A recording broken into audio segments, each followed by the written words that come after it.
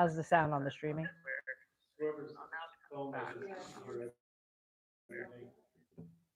Hey, whoever's here. Please mute yourself for the duration of the media availability. Please mute. Please mute. Thanks.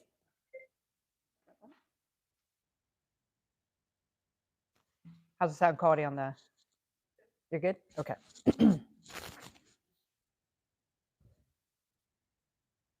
Well, good morning, everyone. It's nice to see you all. I want to start off today with my announcement around the Secretary of State. I'm honored to announce that I am appointing LaVon Griffin-Valade to be Oregon's next Secretary of State.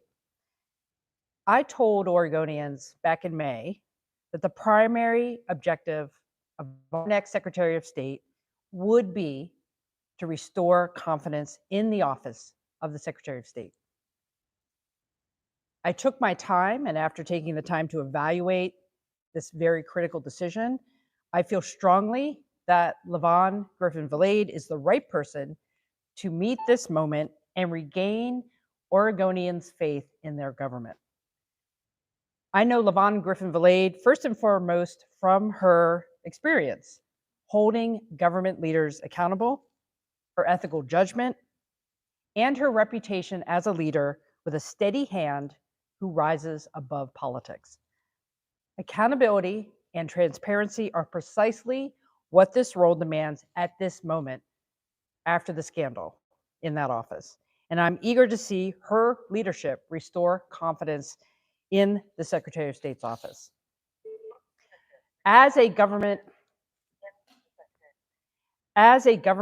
performance auditor for over 16 years, including 8 years as an elected auditor, she oversaw a work that required a high level of independence and ethical judgment from managers and staff. Some of the work she has done included government performance auditing, elections, archives, an ombuds office, and additional accountability functions, very much in line with what the functions of the Secretary of State are. She has built a strong reputation as a public servant who is honest and has unquestioned integrity. The proof of this was in her work, where she has time and again shown an impeccable track record for holding government leaders accountable and asking hard questions to get to the truth. That is why the state of Oregon needs her right now in this office now more than ever. I also want to personally thank LaVon for taking on this role. She is stepping up to the call for public service, and I want to thank her and her family for the commitment they are going to make to the state of Oregon over the next year and a half. And with that, I want to thank you for your attention and happy to take any questions. Governor, when did you decide on her? I gather that she's not planning to run for election, and why did you take a temporary appointment? Well, let me first talk about the process a little bit. So obviously we're in the middle of legislative session, dealing with the walkout when Secretary of State resigned. My first step in that process was to talk to a lot of people. What do we need in that office? It wasn't so much about the person, but what qualities and experience did we need to see for the next Secretary of State? And LaVon was one of the people I thought of early, but I had a lot of names, people I was thinking about, but we were in the middle of session. As session was running to a close, I started to focus on her as an excellent appointment choice. And I think you'll have a chance to meet her on Friday for her swearing in. The question of whether or not she's interested in the long term, I just want to be very clear. After the Secretary of State, when Secretary Fagan stepped down, I was given legal advice that I would not be allowed to discuss future plans. That cannot be a condition of appointment. I know there was a lot of conversation about that. That is undue influence. I can get you the legal statute if you need to see it, but that was not a conversation we had. That is a question you need to ask her on whether she is interested in pursuing it. Right now, I'm focused on making sure she is appointed to restore confidence in that office, making sure she has the whole lay of the land, and I look forward to her leadership in doing that. What, if any, are specific ways you would like to change or refine the method of funding the legislature for the I-5 bridge replacement going forward? What specific oversights or conditions for the dollars would you like to add? And should that legislation or adopt decisions made by the legislature or ODOT? And I'm sorry, this was Axios? Yep, Axios. First of all, I appreciate the national attention on the replacing of the I-5 bridge. This is a project of national importance. I am pleased that the legislature was able to identify the $1 billion commitment so we can match what the state of Washington is doing and we can move forward on applying for federal grants. We cannot do this project without federal support, and the step in this session was to make that commitment for $1 billion. Well, there'll be an initial $250 million in the next by general obligation bonds. We did make the commitment over the course of the next 4 biennia to reach the $1 billion goal. We will be bringing in a transportation package in the 2025 session. I assume there'll be more conversations. Right now, I'm comfortable where we are in our funding commitment to the bridge. And in terms of the details of how that project will go forward, there will be more conversations about the bridge. This focus on the session. Move on, you see that. Thank you for the question. To be honest, prior to the scandal that erupted with Secretary of State Fagan, I was confident that things were fine, hadn't been paying much attention. That's an independent office. What I would say is now I think we have to have extra scrutiny on everything they're doing there because the public has lost confidence because of the action of one elected leader. So through this appointment, Levon is going to be focused on looking at how things are running from all the different aspects, elections, audits, small business support, archives, making sure that everything is running well. And I will leave it to her discretion if she needs to make any changes. Yeah. Governor, on House Bill 3414, as you know, that died. Two-part question: how does that affect your goals for housing and where does that issue go from here? Thank you for the question. I do believe the legislature made good progress with the funding and some of the policy work, both on homelessness and housing during the session. But as many of you know, I'm never satisfied and we have more work to do, and I've said that. I think part of that conversation is land supply as it relates to what was trying to get done in House Bill 3414. I've been very clear with folks. We need to think about how we're doing things in Oregon. The status quo is not getting the job done, and we have a large production target we have to meet.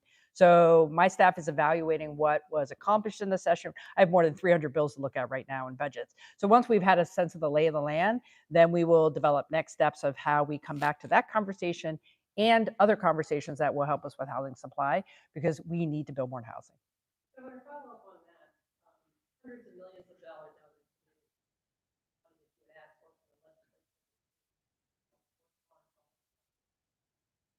what kind of assurances can you make to the public that they're going to see a difference? A lot of that money is extra stations, agencies. Those hard questions, because it's not enough to assign money and to say you're going to do things. You have to see progress. We got the money early in session under the emergency order. We have been working on a regular basis with the local communities that have specific plans to increase shelter capacity, to keep people housed, and to rehouse people between now and the end of the year. So we are staying on top of that. I fully expect we will hit those goals. We'll see more shelter availability. We'll see fewer people on the streets. And it's not going to be easy. We need all Oregonians stepping up to do that work. I also want to praise the legislature because it wasn't enough to do the $200 million at the beginning of session. We have to follow through on our commitment, which means for the rest of the biennium, we'll have the dollars we need to maintain those shelters and more shelter beds that we are building and putting online. There will be more dollars to prevent people from becoming homeless in the first place by rent and assistance and other prevention efforts. And we're focusing on rehousing people as well. So this is a full bore, all hands on deck approach. And now the session's over, we don't let up. We are having conversations every day with communities of how they can address this issue locally. And I want to see progress. Follow-up question, like what we think. Could you please describe your personal involvement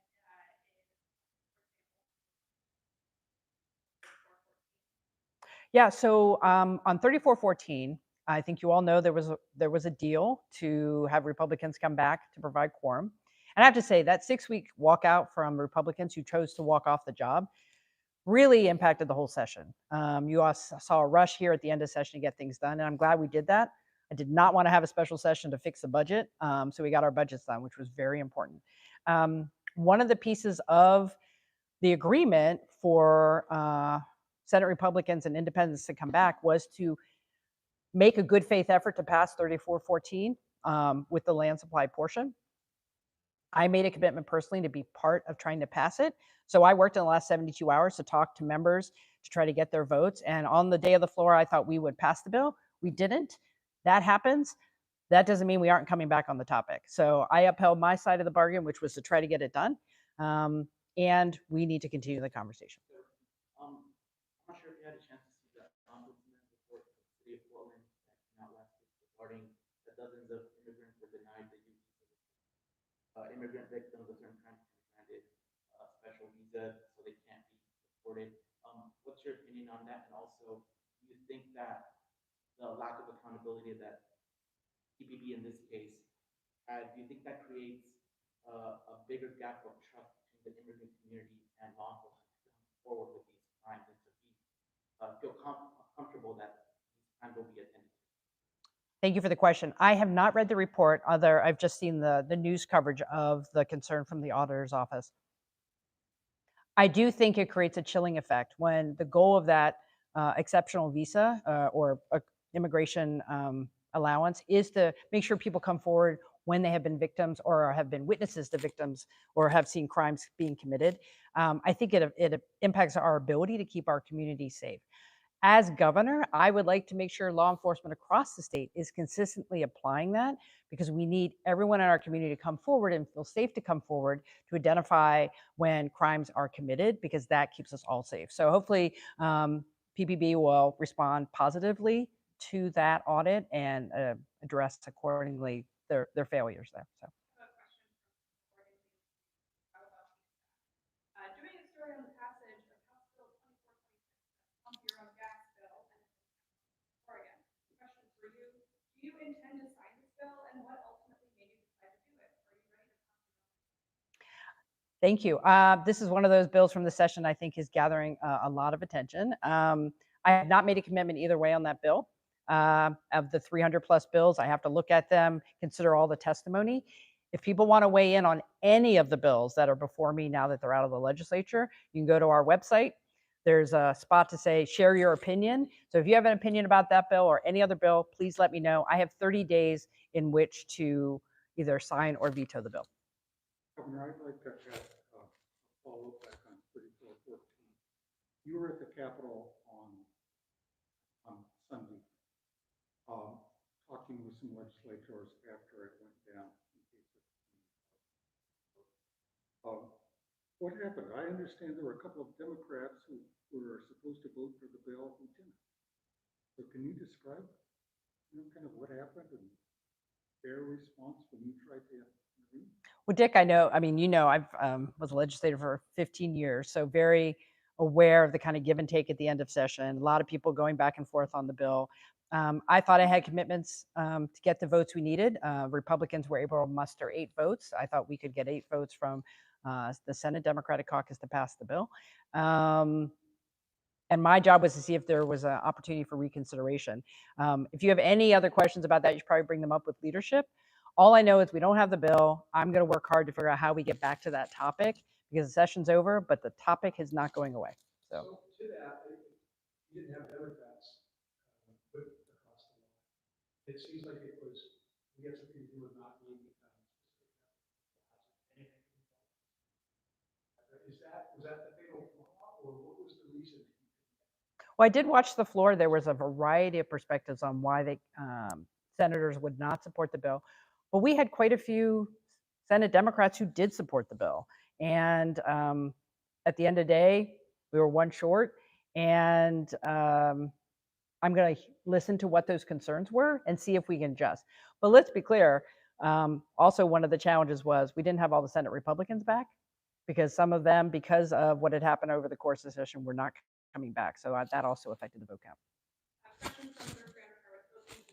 Will you consider a special session to consider the policy in House Bill 3414? What I'm doing right now is assessing what the legislature did achieve as it relates to our housing crisis, particularly as it relates to housing supply. There were several policy bills, there were investments that we had called for and other folks had called for to help get more construction in the pipeline. After that assessment is done, I'm going to see what do we need to do next? And I'm open to all options because housing is a crisis. I don't know if you caught on to that yet. We don't have enough housing. I'm going to keep talking about housing, and I will do whatever it takes to make sure we can get more supply in the pipeline. And you've been very patient. Back to transportation, the Transportation Commission met this morning, and ODOT has said in the last couple of days specifically that your delay in allowing them to implement tolling is gonna raise costs for a number of projects and delay them potentially indefinitely. What do you expect to happen in the next 2 years, and how are you seeing ODOT pay for projects they say are necessary, such that Thank you. I know that under my direction, ODOT has put together an analysis of where we are with the major projects that were funded in House Bill, the transportation package back in 2017. It was the right call to put a pause on the collection of tolls as it related to I-205. I also believe that we will need to get there, but doing it right is important. That being said, we need to have an honest conversation about where our revenues are to do the major projects like the Rose Quarter. And I want to be transparent with people. If we have a revenue problem, then let's have a conversation. We will have a transportation package in 2025. I do believe the Rose Quarter has to get done, but as you're hearing from the conversation at the Oregon Transportation Commission this morning, we don't have the resources identified yet to do that. We got to get serious about that, and I think there's an idea that all that money is there. It is not. We have to do these projects right. I'm committed to doing that. We'll just have to figure it out. I have a question from Neo Media, Gary Warner. Governor Kotek, will you approve the additional capital construction allocation, Bill 5,000 on the 100 billion requested? I'm not sure what the 100 million is. That you mean for higher ed? I'm not sure. Well, here's what I would say about all the bills that ended up session, including the final 6 bills that wrap up the session, bonding, capital construction. I have to look at all of them. I will look at them line by line to see if I agree with the allocations that were made. And I haven't had a chance to do that yet. So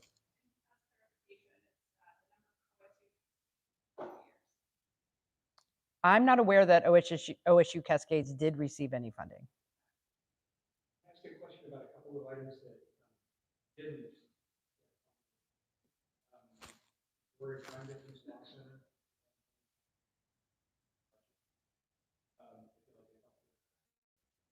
The arts and culture pockets get what they were looking for. Shakespeare Festival. Dollars.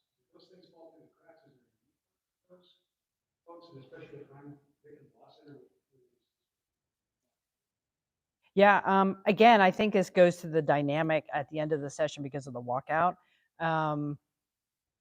Even though there was a lot of good work done, when you are focused on also getting people back to work, you know, some things will get lost in the fray. I think, and every session you have things that get missed. And what normally happens is leadership will say, we'll be back and do this in February. I would assume for the crime victims resources, there's a lot of commitment there. That is truly slipped through the cracks. I'm not aware that there was any concern. I didn't even know it was an issue. And I do think for other things, people will always come back, right? Everybody doesn't get what they need at every session. So I fully expect if some of the things that people wanted funded didn't happen, they will be back in the February session. Regarding the legislative session, we spoke to one of the and overall Oregonians and members from the Oregon Workers Relief. And they have mentioned to me the last couple of days that they feel they did not receive the support that they expected, especially since these programs are directed to immigrant programs. For example, Oregon Relief Fund has a program of climate change where workers can get salary if they decide not to go to work because of smoke or extreme heat. So what do you have to say about the amount of funding that goes to immigrant programs? Like, do you feel like the state is funding these? Well, again, still analyzing where all the budgets ended up. I didn't see some of these budgets until they were posted for passage in the Ways and Means Committee. So still looking at them. I've been a strong supporter of the Oregon Worker Relief Fund. I think they've done good, accountable, impactful work. I also believe that legislative leaders in the budget committees were focused on other things. I was very focused on housing and homelessness and behavioral health and our early literacy package. That doesn't mean these things aren't important. I think we'll have to come back and have another conversation with the budget writers. I will say that they left a lot of money on the table at the end of session. So going back to self-serve gas, a lot of people looking at pump their own gas, haven't been able to. How quickly is that going to be signed? Like every other bill, I might have to take the full month for all these bills, so I can't give you a timeline of when that one in particular will be figured out. Well, we have 300 plus bills, and I probably will take them in order. So I don't know when I will get to that. And I want to hear from Oregonians. I grew up in a place where I pumped gas. I've lived here a long time. What do people think? This is a big decision. For a lot of people, this means a lot. So I hope they're going to let me know. And I will take that into account when I'm making my decision. So, yes. You talked a little about the impact that the walkout had on the session within some days. So, but I'm just, first legislative session as governor, what your summary of and how do you move forward from a walkout? Well, I think most folks who watch the legislature knew that a lot of new members, relatively new leadership in some places. It was going to be, a little different when you have long-term presiding officers like myself and Senate President Peter Courtney stepping down. I want to say I think legislators did a good job in very difficult situations. Again, we have our budgets, we have good policy. I think things that are going to help Oregonians got done. The dynamic of the walkout was significant. It really put everything on pause for almost 6 weeks. And that is hard when you're trying to get things done and be as, focused and diligent as you can be. I will give you one example. I was very clear with legislative leaders that we needed to get campaign finance reform done this session. I had a bill, Speaker had a bill. It didn't get done because I don't think there was enough energy to focus on something like that when you're dealing with the walkout. So the walkout did have an impact on something as large as campaign finance reform. My hope is that by the end of session, relationships were being restored, that we can have a better working relationship. But you got to understand, Senate Republicans and independents walked out and feel like they weren't treated well. I hope that that feeling does not carry over into the next session because we need to have a session next year. Governor, have you identified any policy or budget bills that you're planning to veto? Not yet. Again, literally, we are just sitting down to look at all the bills. A lot happened, and my team reads every bill. I read every bill, so I don't have any yay or nay yet at this point on any of the bills. So. Governor, to follow up on Diane's question, what do you think you did well as governor during the legislative session? And what will you do differently going forward? It's a really great question. Obviously, my first session as governor, my focus was to stay as disciplined on the priorities of the state: housing and homelessness, behavioral health, education, particularly around early literacy. And I think we did that. We tried not to get too much into the legislature's business. I'm not a legislator. I'm not, the 91st legislator. I'm the governor. So I was very much focused on work on the things that are priorities and not get involved in a lot of different things. I did try to have an impact and work from behind the scenes to make sure we could resolve the walkout. And legislative leaders had to do the heavy lift, and they did. So I think working on that partnership with legislative leaders is important to me to make sure we can continue to work together. I look forward to the next sessions because I will have more time to have my own bills drafted. We didn't have that going into session. I had to rely on legislators in most cases to draft my priority bills. That will be different. And I think that will give me more time to actually have the type of legislation from day one that we need. Regarding your literacy package, is the Department of Education saying money, materials, or the Department of Education is saying money, like they won't reach? One of the things that's important for me on early literacy is, first of all, we passed a really good bill and legislature put money behind it. As some of the reporting has shown, we've tried to improve early literacy in the past. I want to make sure we're being deliberate, that we're setting up the systems in every school district to make sure teachers have the skills to teach the science of reading and that every child can be successful. I just had a meeting just this week, maybe even yesterday, I'm losing track of time already, about, well, what comes next? So districts are going to start getting understanding of what they need to do. We're going to have rules drafted to make sure the money is getting to the districts. We need to come back and also get the additional resources for students or for the community groups and really young readers, birth to 5, working with community groups. I want everyone in Oregon to understand that reading is absolutely essential.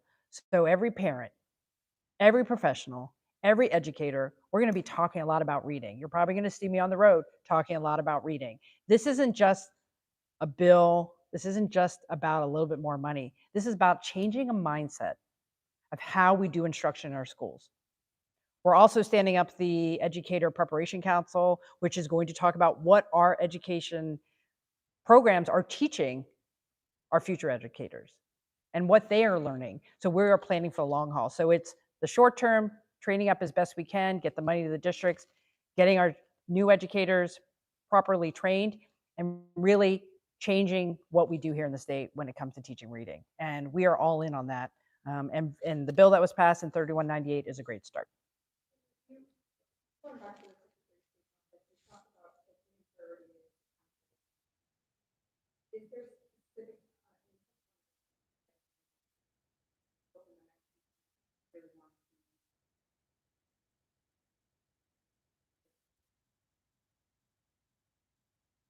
I did not make specific asks. What I said to Levon is, I need your expertise. I need you to take your experience and say, how is the office doing? Where are we now? We're still going to be, I think, dealing with the aftermath of the scandal and how the line staff feel. How do we make sure that the day-to-day work of the office is being done well? So I need her to go in, talk to folks, figure it out. I look forward to those future conversations with her, but I've not said one way what she should be doing, but I need her to make sure we have an office that people can have confidence in, and that might have to be changes. We just don't know yet. So. On Friday. Today we wanted to announce, she'll be sworn in on Friday. The Secretary of State's office will be dealing with the details of the swearing in now that it's been announced. So we'll do it Friday. She'll get sworn in. I believe she'll be making remarks, so you'll get to meet her then. So. Issues there.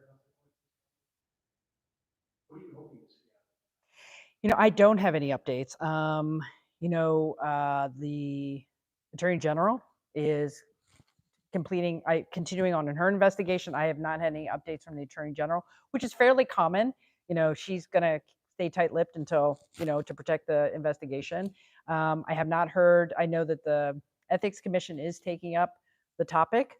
So they will have their process. So it's going to be a couple months, I think, before we have any conclusion on either one of those investigations. I want the truth to come out, and I want people to understand the whole story and understand what we learn from this going forward. When a scandal happens, hopefully we learn from it and keep it from happening in the future. All right, thank you.